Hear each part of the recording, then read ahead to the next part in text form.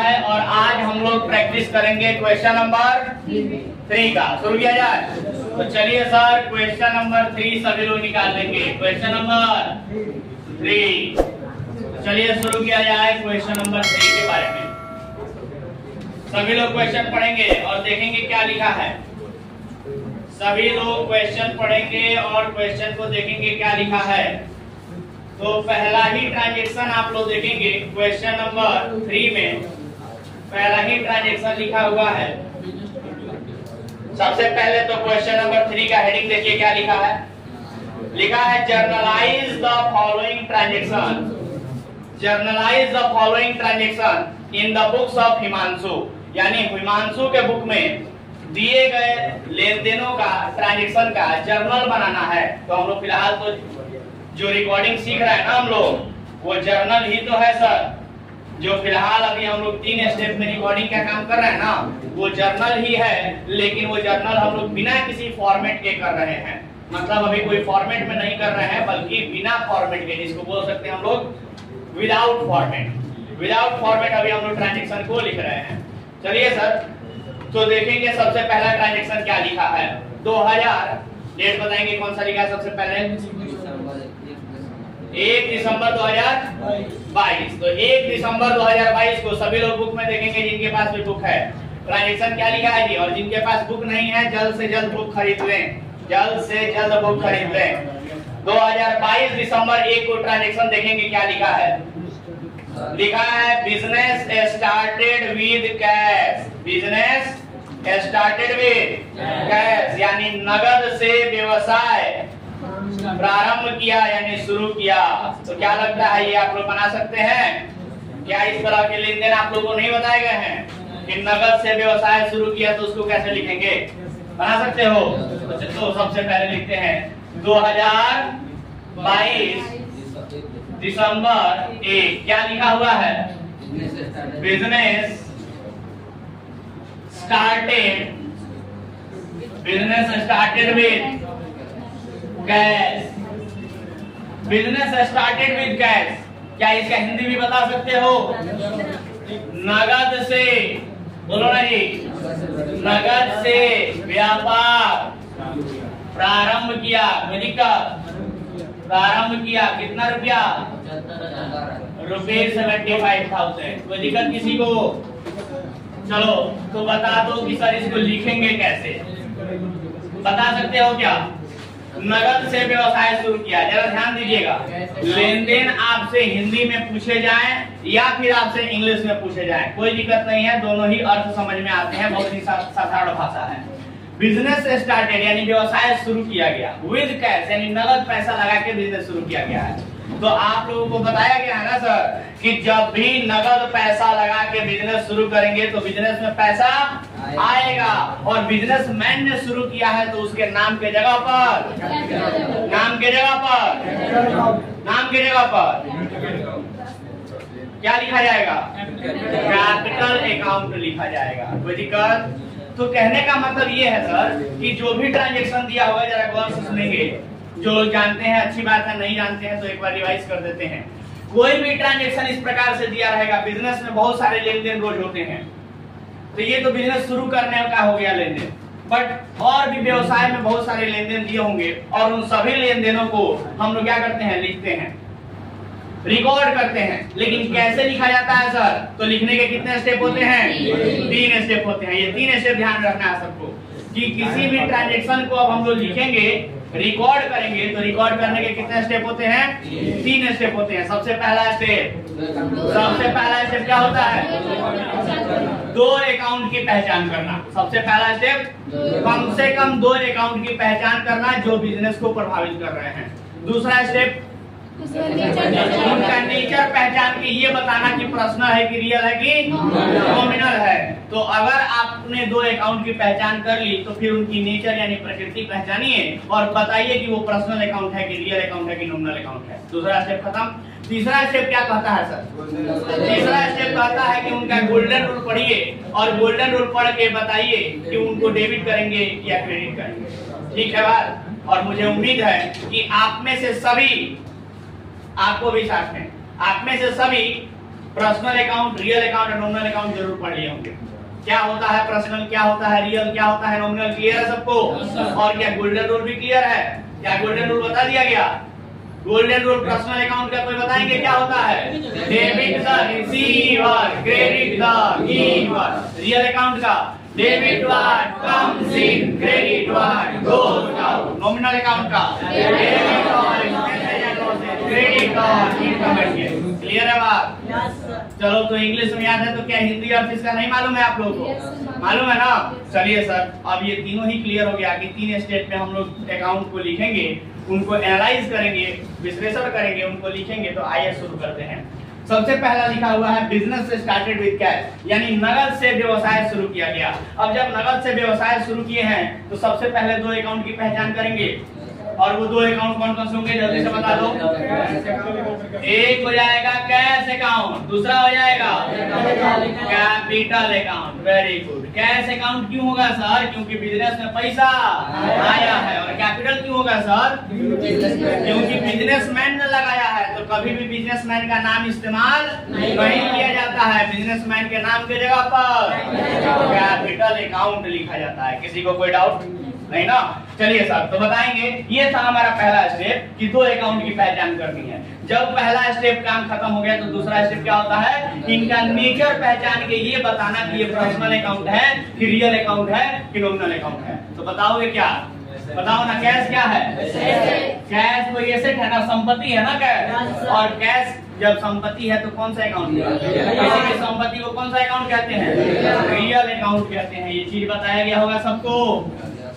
किसी भी संपत्ति को रियल अकाउंट कहते हैं। चलो दूसरा बताओ कैपिटल अकाउंट के बारे में। लिखना नहीं है सर, लिखना नहीं है। रोज बोलते हैं लिखना नहीं है, लिखने का समय देते हैं अलग से। कैपिटल अकाउंट क्या है बताएंगे? कैपिटल एक नाम, कैसे नाम कैसे है सर? कैपिटल किसी का नाम होता है? हाँ, और जो लोग नए ज्वाइन किए हैं उनको बता दिए, कैपिटल का मतलब राजधानी नहीं है। कैपिटल का मतलब है पूंजी, जो व्यवसाय में लगाया जाता है। आया बात समझ में? चलिए, कॉमर्स में आने के बाद बहुत सारे शब्दों का अर्थ बदल जाता है। जैसे डीआर का मतलब डॉक्टर नहीं, डीआर का मतलब डेबिट होता है ना? कैपिटल का मतलब राजधानी नहीं, कैपिटल का मतलब पूंजी होता है।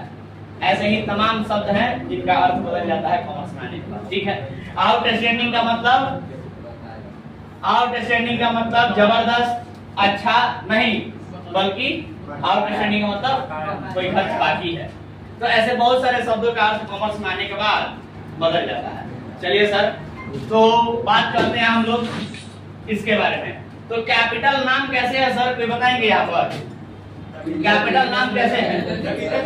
क्योंकि कैपिटल अकाउंट ऑलवेज, हमेशा से ही बिजनेसमैन के नाम के जगह पर इस्तेमाल किया जाता है। ये कैपिटल अकाउंट बिजनेसमैन के नाम को रिप्रेजेंट करता है और इसीलिए वो नाम के तरह ही ट्रीट किया जाता है। इसलिए हम लोग कहेंगे कि कैपिटल क्या है? नाम है। और फिर इसको क्या कहेंगे?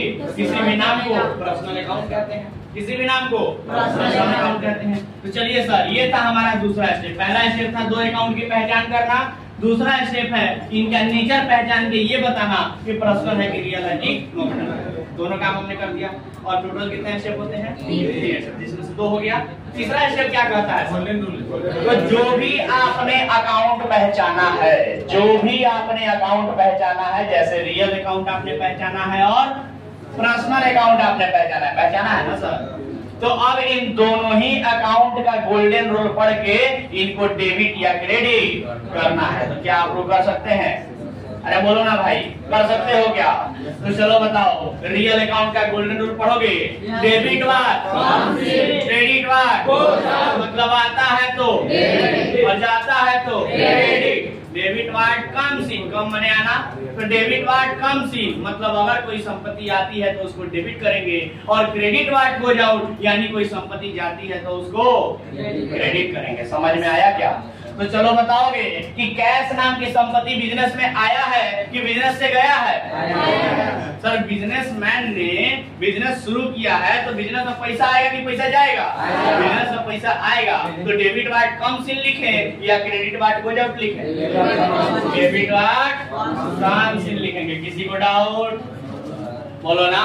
उसके बाद आगे बढ़ेंगे, पर्सनल अकाउंट का गोल्डन रूल पढ़ेंगे। बोलो क्या होता है? Debit the receiver, credit the giver, यानी लेने वाले को डेबिट करते हैं और देने वाले को क्रेडिट करते हैं। तो चलो बताओगे कि बिजनेसमैन ने बिजनेस शुरू किया है ना पैसा लगा के, तो बिजनेसमैन ने बिजनेस से कुछ लिया है या बिजनेस को कुछ दिया है? पैसा लगा के बिजनेस शुरू किया है तो पैसा दिया ना बिजनेस को, तो डेबिट द रिसीवर कहें बिजनेसमैन को या क्रेडिट द गिवर कहें? क्रेडिट द गिवर कहेंगे। क्या किसी को डाउट हो रहा है क्या? तो ये है आपका तीसरा स्टेप एंड दैट्स इट। और यहाँ पर आकर के खत्म हो जाता है। आया क्या बात समझ में? इसी प्रकार से हर लेन देन को हमें क्या करना है? रिकॉर्ड करना है। आगे बढ़े, चलिए तो बताइएगा दिसंबर 1 2022 के बाद कौन से डेट को ट्रांजेक्शन हुआ है? दिसंबर 7 को। चलिए बताइए क्या हुआ? परचेज गुड्स फॉर, लिखे यहाँ पर परचेज गुड्स फॉर कैश। चलिए सर ध्यान दीजिए, इधर सभी लोग इधर ध्यान देना है। पीछे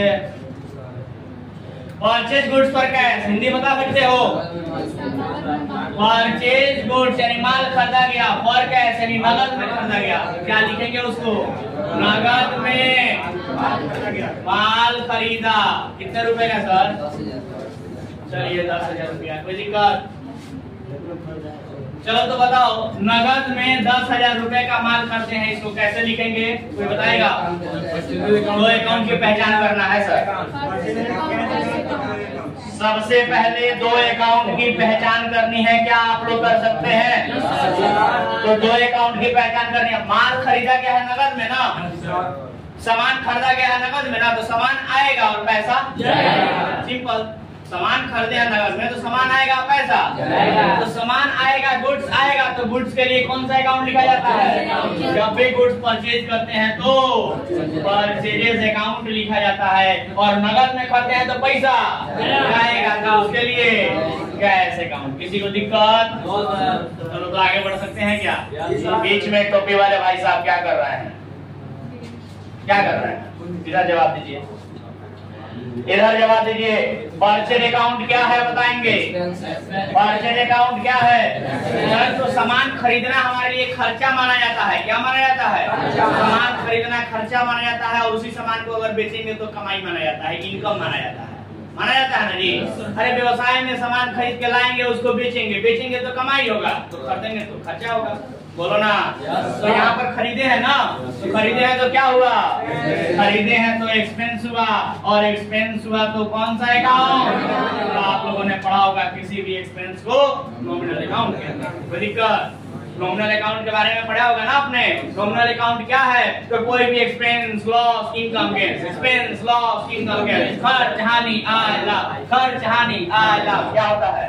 नॉमिनल अकाउंट होता है। कोई दिक्कत? चलो बताओ, तो एक्सपेंसेज कौन से अकाउंट है?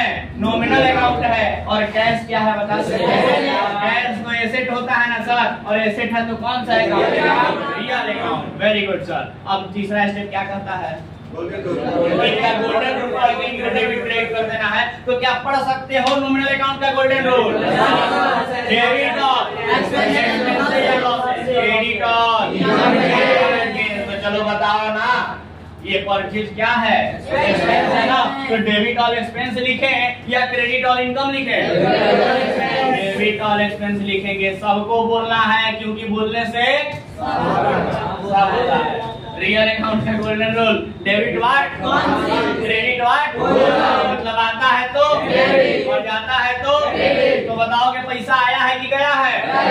अरे सामान खरीदे हैं ना, तो पैसा आएगा कि पैसा जाएगा? पैसा, अरे सामान खरीदे हैं तो पैसा जाएगा। तो डेबिट वाट कम से लिखे, क्रेडिट वाट गोज आउट लिखे। क्रेडिट वाट गोज आउट लिखे। क्या बहुत भारी लग रहा है क्या सर? बच्चों जैसा है, बच्चों जैसा पढ़ाई। क्योंकि जानते हैं क्या है ऐसा, 11th क्लास में कॉमर्स की पढ़ाई शुरू ही होती है। क्या सर?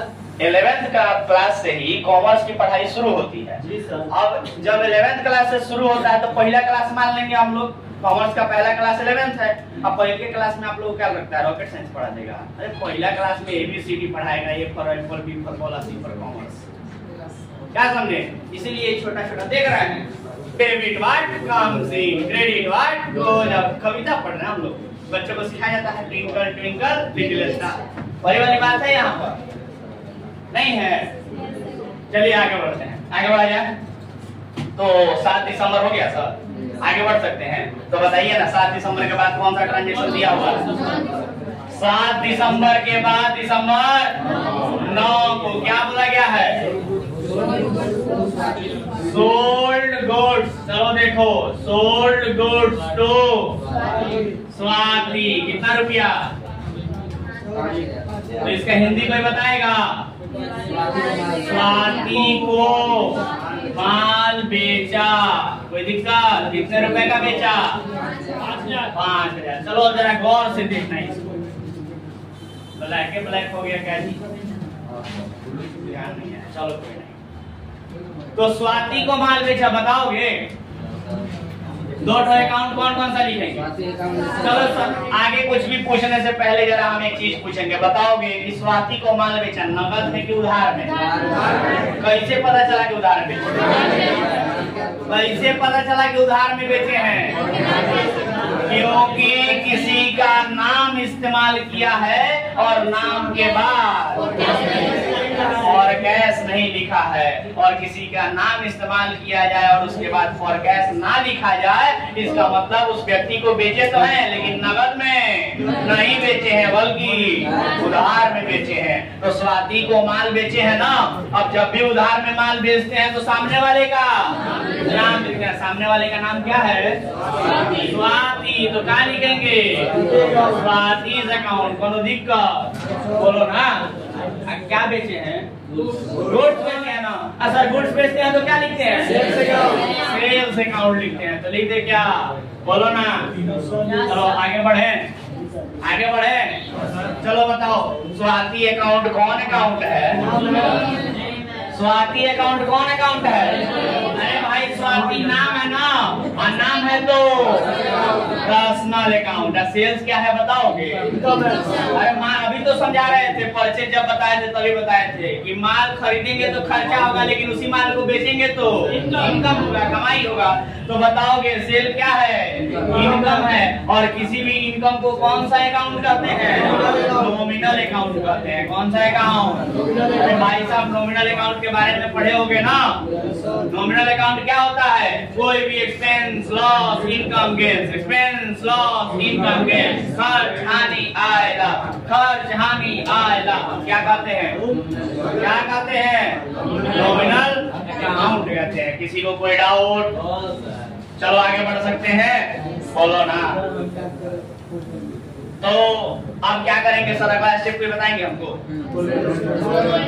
पर्सनल अकाउंट का और नॉमिनल अकाउंट का गोल्डन रूल पढ़ेंगे और उनको डेबिट क्रेडिट करेंगे। तो बताइए, बताइए पर्सनल अकाउंट का golden. Debit the, credit the, यानी लेने वाले को डेबिट करते हैं, देने वाले को क्रेडिट करते हैं। तो बताएंगे स्वाति को हमने बेचा है ना, तो स्वाति को हमने बेचा है तो स्वाति ने माल लिया है कि माल दिया है?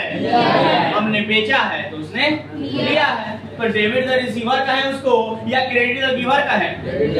डेबिट द रिसीवर कहेंगे। बोलो ना जी, कोई दिक्कत? चलो अब क्या करेंगे? नॉमिनल अकाउंट का रूल पढ़ेंगे। क्या कहता है नॉमिनल अकाउंट का रूल?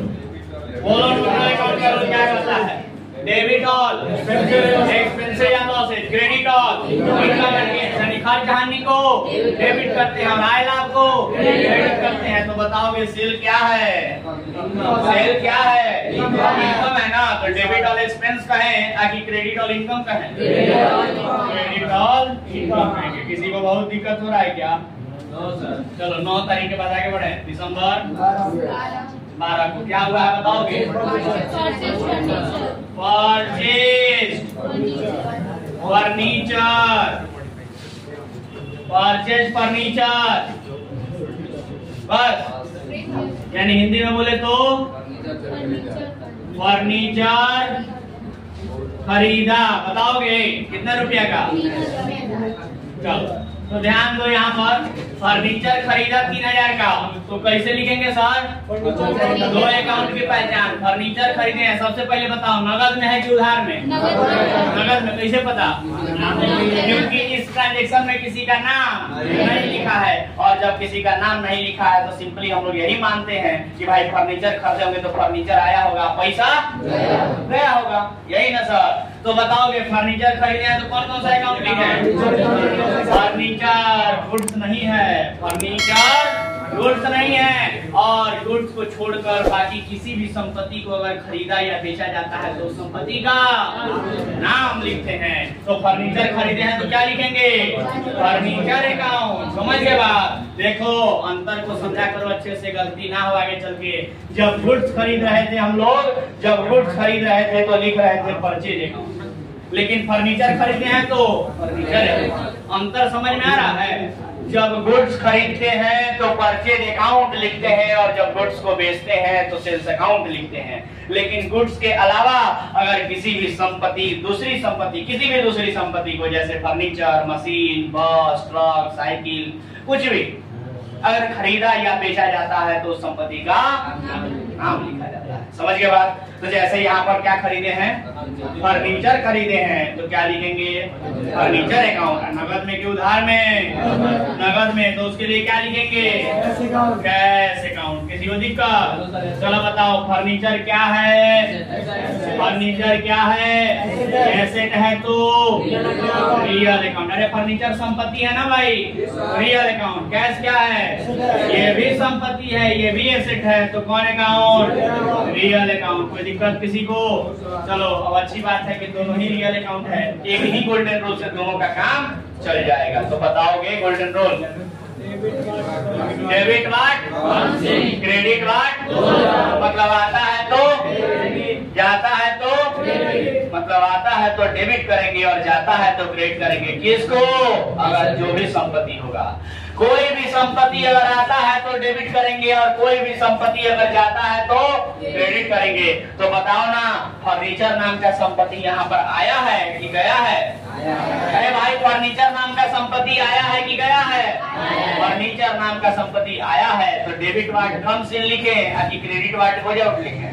फर्नीचर के लिए, फर्नीचर के लिए डेबिट वाट कम से लिखेंगे। कोई दिक्कत? अब मजे की बात है कि कैश भी रियल अकाउंट है तो कैश के लिए भी वही गोल्डन रूल अप्लाई हो जाएगा। तो बताओगे पैसा आया है कि गया है? सर फर्नीचर खरीदे हैं नगद में तो फर्नीचर आया लेकिन पैसा गया, तो पैसा के लिए क्या लिखे? डेबिट वाट कम से ना कि क्रेडिट वाट? क्या लिखे बोलो? क्रेडिट वाट। क्या बहुत तकलीफ हो रही है समझने में? इतना आसान तो है। अब मजे की बात है कि सर एक ही चीज बार बार करना है, कुछ भी नया नहीं है। तो मैं उम्मीद करूं कि इतना समझ में आ रहा है आप लोगों को। किसी को doubt? Anyone from the boys side और फ्रॉम द गर्ल्स साइड? बोलो कोई नहीं? कोई डाउट किसी को? अभी तक जितना बता दिया उसमें नहीं ना? तो चलिए अब इसको लिखना शुरू कीजिए और फिर मिटा करके हम आगे के जो भी ट्रांजैक्शंस बचे हुए हैं उनको कंप्लीट करते हैं। जल्दी करो, डू इट फास्ट। और ऐसे ही अपने जानकारी में जो भी स्टूडेंट है जिनको कॉमर्स पढ़ना है, चाहे 11th क्लास पढ़ना हो या 12th क्लास पढ़ना हो, हिंदी मीडियम में पढ़ना हो या इंग्लिश मीडियम में पढ़ना हो, चाहे बीकॉम पढ़ना हो, बीकॉम पार्ट 1, पार्ट 2, पार्ट 3, कोई फर्क नहीं पड़ता है, या फिर कॉमर्स में किसी को सीए या सीएमए करना हो, सर कॉमर्स 2.0 हर चीज का समाधान है, एकमात्र समाधान है जहाँ पर कॉमर्स की हर तरह की क्लासेस चलती हैं कॉमर्स 2.0 के पूरी टीम के साथ। ठीक है? तो अपने जानकारी में जो भी स्टूडेंट हैं जिनको कॉमर्स पढ़ना है, फर्क नहीं पड़ता कि कॉमर्स में वो लोग क्या पढ़ रहे हैं, कुछ भी पढ़ रहे हैं, हर चीज का सॉल्यूशन यहाँ पे है। सिवान जिले का एकमात्र संस्था जहाँ पर कॉमर्स की हर चीज, कॉमर्स में हर चीज पढ़ाया जाता है। वो इसलिए पॉसिबल हो पाता है, हर सब्जेक्ट, हर क्लास, क्योंकि यहाँ पर पूरी टीम काम करती है। केवल एक टीचर रहते तो नहीं पॉसिबल था, जैसे कि बाकी जगह लोग होते हैं, है कि नहीं? एक टीचर होते हैं, एक ही घंटा पढ़ाएंगे, उसमें भी सारा सब्जेक्ट नहीं होगा, खाली एक वो सब्जेक्ट होगा, है ना? मैं उम्मीद करूं कि आप लोगों ने ये लिख लिया है। तो क्या हम आगे बढ़ सकते हैं? क्या अभी लिख ही रहे हैं? जल्दी लिखिए सर।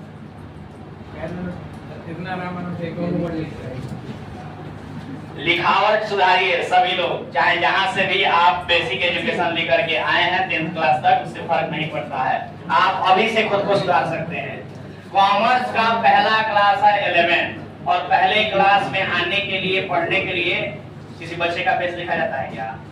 उसका बेस कैसा है, किस घर से आ रहा है? नहीं। तो ये पहला क्लास है कॉमर्स का। यहाँ आपको ये नहीं देखा जाएगा कि 10th तक आप कैसे थे, 10th तक आपका रिजल्ट कैसा था, कोई फर्क नहीं पड़ता है। यहाँ आने के बाद अगर ये चीजें आपको समझ में आ रही है मगर गुड सर, आप सबसे आगे निकलिए।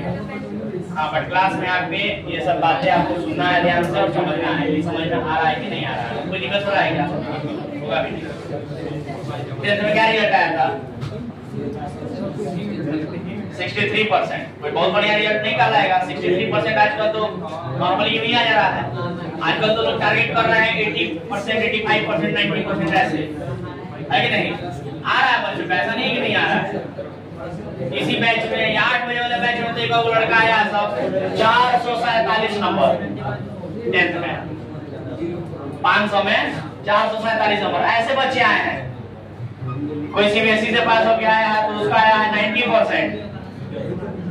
ऐसे ऐसे बच्चे हैं कॉमर्स पढ़ रहे हैं और बेहतर परफॉर्मेंस कर रहे हैं। लेकिन ये नहीं कि वो लोग कर रहे हैं क्योंकि बढ़िया 10th लेवल तक थे। ना ना, ऐसा कोई जरूरत नहीं है।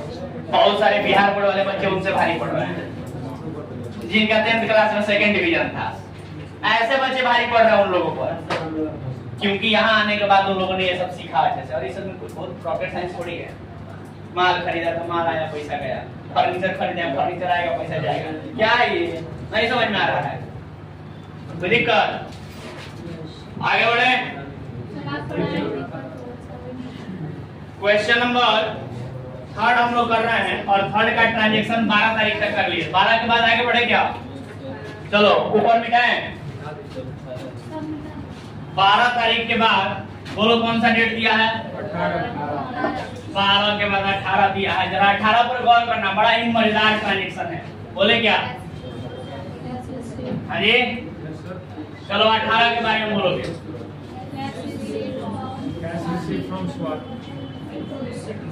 पूरा बोलो। Cash received from Swati in full settlement rupees 4000। जरा गौर करना इस पर। देखो, cash received from Swati in full settlement. Cash receive from Swati in full settlement rupees 4000। जरा गौर करना, इसको हिंदी में भी लिखते हैं, ध्यान से देखना। स्वाति से पूर्ण भुगतान के रूप में, फुल सेटलमेंट का मतलब पूर्ण भुगतान, पूर्ण भुगतान के रूप में। अब ये क्या होता है सर? पूर्ण भुगतान 4000 रुपया प्राप्त हुआ। चलो समझेंगे। ये अगर आप लोग समझ गए तो समझिए कि ये क्वेश्चन सफल हुआ। सब इस क्वेश्चन का सबसे इंपॉर्टेंट यही है, ट्रांजैक्शन। जरा समझिए इसको।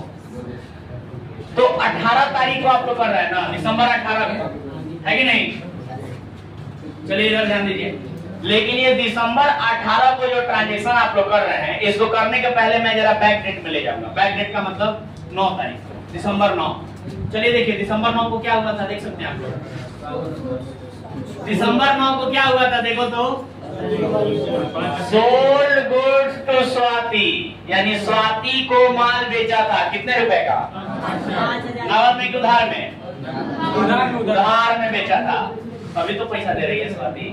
नगद में बेचे होते तो फिर लाके पैसा देती दोबारा से। अरे उधार में बेचे हैं तो सामने वाला व्यक्ति पैसा देगा कि नहीं देगा? उधार में बेचे हैं ना, तो सामने वाला व्यक्ति पैसा लाके देगा कि नहीं देगा? अरे बोलो ना भाई। तो 9 तारीख को स्वाति को हमने माल बेचा था उधार में। कितने रुपए का? कितने रुपए का बेचे थे सर? तो स्वाति को 5000 रुपए का माल अगर बेचे थे तो 5000 रुपया लेना था कि नहीं लेना था? स्वाति से लेना था ना। देखो स्वाति क्या कर रही है, 4000 रुपया देके कह रही है फुल सेटलमेंट करना नहीं है, माफ कीजिए, इतना ही है।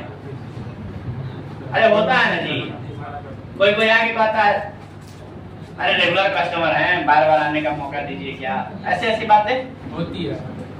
होता है कि नहीं होता है बिजनेस में? फिलहाल आज इतना ही रखिए, फिर आने का मौका दीजिए, माफ कीजिए फिलहाल इतना ही है। ऐसे ऐसी बातें लोग करते हैं ना, तो दुकानदार कहता है चलो ठीक है कोई बात नहीं, तुम्हारे लिए उसमें भी ये स्वार्थी है तो इसके लिए तो करना पड़ेगा ना। अरे बोलो ना भाई, तुम लोग पता नहीं कहाँ खोए हो।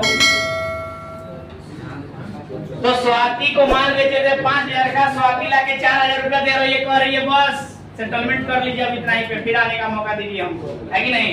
ऐसा होता है कि नहीं रियल लाइफ में? रियल लाइफ में ऐसा होता है ना। अब बताओ 5,000 रुपया, जरा ध्यान से सुनना, 5,000 रुपया स्वाति से लेना था और 4,000 रुपया ही हमको मिला, तो 1,000 रुपया हमने उसको डिस्काउंट दे दिया, छूट दे दिया। कहेंगे कि नहीं कहेंगे? चलो तुम्हारे लिए 1,000 रुपया छोड़ दिया, माफ किए तुमको 1,000 रुपया। अरे वर्ड समझ में आ रहा है क्या?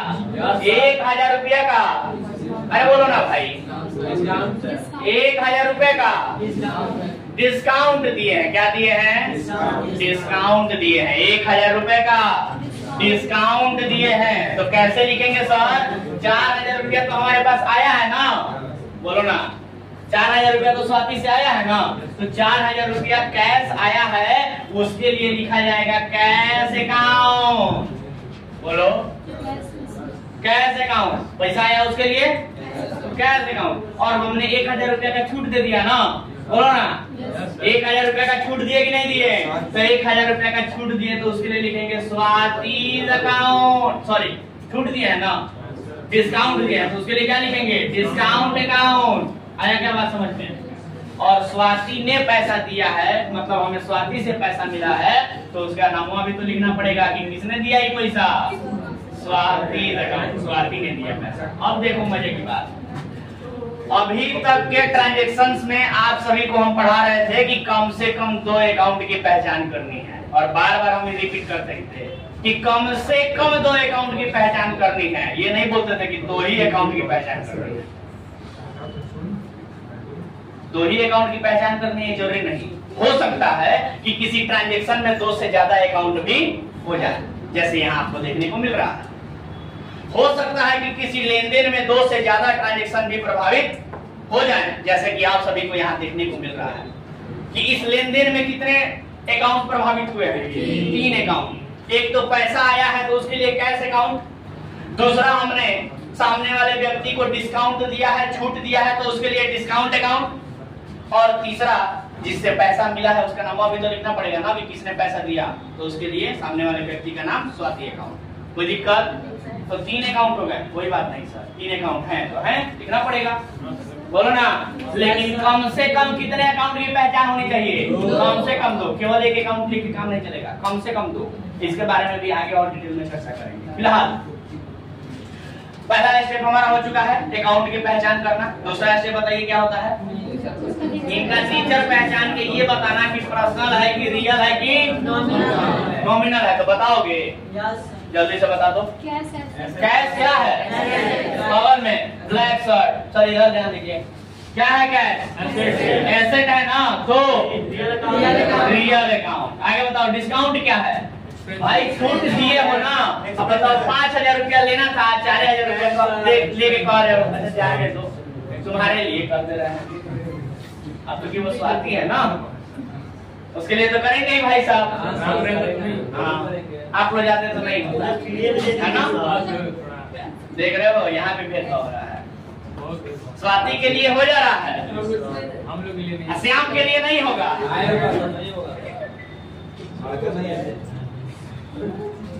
ठीक है ठीक है, कोई बात कोई बात नहीं सर। एक बात बताओ, कैश एसेट है तो रियल अकाउंट, कैश एसेट है तो डिस्काउंट दिए है ना, छूट दिए है ना 1,000 रुपए का। भाई साहब डिस्काउंट भी देख रहे हो, 1,000 रुपया कौन छोड़ता है भाई? स्वाति है ना, स्वाति के लिए कुछ भी चलो मान लेते हैं। देखो अब 1,000 रुपया का छूट दिए हैं, 1,000 रुपए का छूट दिए हैं, तो 1,000 रुपया का हमको नुकसान होगा कि नहीं होगा? लेकिन नुकसान सहने के लिए भी तैयार है भाई साहब। 1000 रुपए का नुकसान हुआ कि नहीं हुआ? नुकसान को इंग्लिश में क्या बोलते हैं? लॉस। 1000 रुपए क्या हो गया? लॉस हो गया। यानी डिस्काउंट हमारे लिए क्या है? लॉस है। और लॉस को कौन सा अकाउंट बोलते हैं? नॉमिनल अकाउंट बोलते हैं। क्लियर है बात? चलो अगला बताओ, स्वाति अकाउंट। स्वाति क्या है? नाम है तो वेरी गुड, पर्सनल अकाउंट। कोई दिक्कत? चलो अब आगे बताओगे? बताओ ना, रियल अकाउंट का गोल्डन रूल क्या होता है? ऐसे ही बोलोगे तो मजा आएगा। फटफट बोले, debit card comes in credit card. क्या है यार, बोलो तो ढंग से समझ में आए। क्लास में बैठे हो सब लोग। रियल अकाउंट का गोल्डन रूल पढ़ेंगे। डेबिट कार्ड, क्रेडिट कार्ड, इंसान की तरह बोलो, जानवर की तरह नहीं। डेबिट कार्ड, क्रेडिट कार्ड, तो आता है तो और जाता है तो बताओ ना, पैसा आया है कि गया है? पैसा आया है ना, तो क्या लिखे? डेबिट कार्ड कम्स इन की क्रेडिट कार्ड गो जाओ? Debit card comes in. Very good sir, आगे बढ़िए। नॉमिनल अकाउंट का गोल्डन रूल पढ़ेंगे। डेबिट ऑल, क्रेडिट ऑल, यानी खर्च हानि को डेबिट करते हैं और आय लाभ को क्रेडिट करते हैं। तो बताइएगा कि डिस्काउंट क्या है? हानि है ना, लॉस है ना। तो डेबिट और एक्सपेंसेस या लॉसेज लिखें या क्रेडिट और इनकम एंड गेन्स लिखें? डेबिट और एक्सपेंसेस या लॉसेज लिखेंगे। कोई दिक्कत किसी को? चलो आगे बढ़ते हैं। पर्सनल अकाउंट का रूल पढ़ो। डेबिट द, क्रेडिट द, मैंने लेने वाले को डेबिट करते हैं और देने वाले को क्रेडिट करते हैं। तो बताओगे स्वाति ने कुछ लिया है यहाँ पर कि कुछ दिया है? यहाँ पर पैसा दी है ना वो। तो डेबिट द रिसीवर का है स्वाति को या क्रेडिट द गिवर का है स्वाति को? क्रेडिट द गिवर कहेंगे। समझ में आया क्या? अरे बोलो ना भाई। चलो तो आगे बढ़ सकते हैं सर। तो क्या दिसंबर 18 के आगे बोलिएगा सर आपको जल्दी से। दिसंबर 18 के बाद बोलिएगा जल्दी से। चलिए तो आगे बढ़ते हैं फटाफट हम लोग, ध्यान दीजिए। दिसंबर 18 के बाद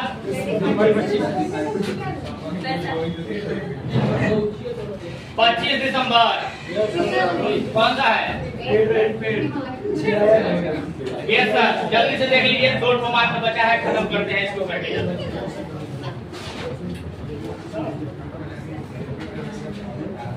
2 बचा है, फटाफट कर लेते हैं 2 मिनट के अंदर। चलो बताओ, 18 दिसंबर के बाद है दिसंबर 25। क्या बोला है? Paid rent. पेड रेंट जल्दी जल्दी बता दो। पेड रेंट क्या मतलब? किराया दिया। चलो बताओ, किराया दिया कैसे लिखेंगे? 2 अकाउंट की पहचान करो। रेंट दिए हैं, किराया, तो किराया देना खर्चा है ना। किराया देना क्या है? खर्चा है। तो खर्चा का नाम लिखना पड़ेगा कि नहीं लिखना पड़ेगा? तो लिखेंगे रेंट अकाउंट। और पेड कर दिए, पेड करने वाला दे दिए, पैसा दे दिए, तो क्या लिखेंगे? Cash account. चलो बताओ, रेंट क्या है? एक्सपेंस है तो नॉमिनल अकाउंट। और कैश क्या है? एसेट है तो वेरी गुड, रियल अकाउंट। चलो बताओ, नॉमिनल अकाउंट और रियल अकाउंट करो। डेबिट और क्रेडिट और, तो बताओगे रेंट क्या है? तो डेबिट और एक्सपेंस का है या क्रेडिट और इनकम का है? डेबिट और एक्सपेंस का है। किसी को दिक्कत? चलो रियल अकाउंट का रूल बोलो। Debit card, credit card, rule याद होना चाहिए। गोल्डन रूल अच्छे से याद होना चाहिए गोल्डन रूल, क्योंकि देख रही हैं गोल्डन रूल के बिना काम नहीं चलेगा। इसलिए गोल्डन रूल जो भी जिसको बताया गया है, अगर नए बच्चे हैं तो आप लोग गोल्डन रूल अच्छे से याद कर लेना है। रियल अकाउंट का golden rule, debit card, credit card, मतलब आता है तो और जाता है तो। बताओ कि पैसा आया है कि गया है? किराया दिए है ना, तो पैसा आया कि जाएगा? जाएगा। तो डेबिट कार्ड कम्स इन या क्रेडिट कार्ड गो जाओ? क्रेडिट कार्ड गो जाओ। किसी को दिक्कत? चलो ऐसे ही बता दो। लास्ट दिसंबर 30 लास्ट है ना ये। चलो बोलो जल्दी से। वाह, सेम टू सेम है। Paid salary. अरे भाई, जैसे पेड रेंट था वैसे ही पेड सैलरी। पेड सैलरी का मतलब, सैलरी का मतलब होता है वेतन, जो महीना दिन अपने एम्प्लॉय को दिया जाता है, उसी को क्या बोलते हैं? सैलरी यानी वेतन। वेतन दिया। तो बताओ वेतन देना बिजनेस के लिए खर्चा है कि नहीं है ना? तो वेतन देंगे तो खर्चा हुआ, तो खर्चा का नाम लिखना पड़ेगा ना। जैसे यहाँ रेंट दिए थे तो रेंट अकाउंट, कैश अकाउंट, वैसे ही यहाँ सैलरी दिए हैं तो सैलरी अकाउंट और कैश अकाउंट लिख सकते हो क्या? चलो बताओ सैलरी क्या है? एक्सपेंस है, खर्चा है, और खर्चा है तो कौन अकाउंट? Nominal account. कैश क्या है? एसेट है, एसेट है तो रियल अकाउंट। चलो आगे बोलो ना भाई, नॉमिनल अकाउंट का रूल बोलो। डेबिट ऑल, क्रेडिट ऑल, तो ये क्या है? तो डेबिट और एक्सपेंस का है या क्रेडिट और इनकम का है? डेबिट और एक्सपेंस कहेंगे। किसी को दिक्कत? अब आसानी से आप लोग बता पा रहे हैं ना जी? चलो रियल अकाउंट का रूल बोलो। डेबिट वाट, क्रेडिट वाट, मतलब आता है तो और जाता है तो। पैसा आया है कि गया है? गया है। अरे सैलरी दिया हो ना भाई, तो सैलरी एक्सपेंस होगा सर। अच्छा सॉरी, डेबिट और एक्सपेंस होगा यहाँ पे। Okay thank you. हाँ अगला यहाँ पर हम पढ़ रहे थे डेबिट वाट कम सिन लिखे या क्रेडिट वाट गोज आउट लिखे? पैसा गया है तो उसके लिए क्रेडिट वाट गोज आउट लिखेंगे। क्या कोई दिक्कत? इसके साथ ही आपका क्वेश्चन नंबर कौन सा खत्म होता है? क्वेश्चन नंबर 3 खत्म होता है। क्या कोई दिक्कत किसी को? क्लियर है बात? अब करना क्या है सर? तो क्वेश्चन नंबर 1, 2 और 3 तीनों का रिवीजन करना है घर जाके। तीनों क्वेश्चन को दोबारा से बनाना है। आया बात समझ में? तीनों ही क्वेश्चन दोबारा से बनाना है। क्वेश्चन नंबर 1, 2, 3 इन सब चीजों का इतना प्रैक्टिस कर लेना है कि सर अब जिंदगी में कभी नींद में भी कोई उठा के पूछे ना डेबिट वाट, क्रेडिट वाट। समझ गए बात? तो कहने का मतलब ये है कि सर इसका प्रैक्टिस वापस से दोबारा से घर जाके करना है। घर जाके एक आध घंटे पढ़ाई कीजिए आप लोग। और फिलहाल आज के लिए मेरे तरफ से इतना ही। मिलते हैं अगले क्लास में, तब तक के लिए टाटा बाय बाय। और इसको आप लोग नोट कर लीजिए। Thank you.